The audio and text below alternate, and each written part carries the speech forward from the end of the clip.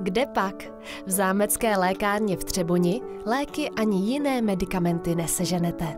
V nádherně zrekonstruovaném objektu naopak najdete krásu, design, umění a mimo jiné i bižuterii přímo z Jablonce. A protože my tady máme kouzelnou půdu, která sama o sobě je krásná, tak jsme se dohodli se svazem výrobců jablonické bižuterie na takové velmi unikátní výstavě, která vlastně v tomto rozsahu a v tomto, bych řekla, pojetí ještě nikdy v České republice nebyla. Takže z toho mám velkou radost a je to naše top předvánoční a zimní akce roku 2023-2024. Příprava této výstavy trvala skoro rok a je skutečně vidět, že si na ní v zámecké lékárně dali velmi záležet.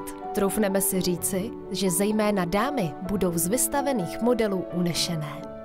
Aby také ne, vždyť jde o modely z dílen předních českých návrhářů, jako jsou Beata Rajská, Natalie Ruden, E. Danieli, Josef Ťapťuch a dalších módních ikon. My jsme se snažili vybrat takové to nejlepší to best of, ale těch modelů za tu historii ty přehlídky je už přes 1000, takže jsme vlastně ne všechny se dochovali, takže jsme vybírali částečně z archivu muzea, Skla bižuterie v Jablonci, kam jsme ty modely postupně předáváme, anebo i z našeho takového komerčního archivu. Vernisáž výstavy se konala v pátek 24. listopadu a oproti tomu, co budete mít možnost vidět během návštěvy i vy, měl slavnostní večer jednu zvláštnost. My tady máme dneska modní přehlídku spojenou s vernisáží, která představí ještě dalších 30 modelů, které vlastně na té výstavě nejsou. A kromě toho, že tady budou krásné modelky, tak tady budou ještě 3 Miss České republiky 2019, 20 a 21.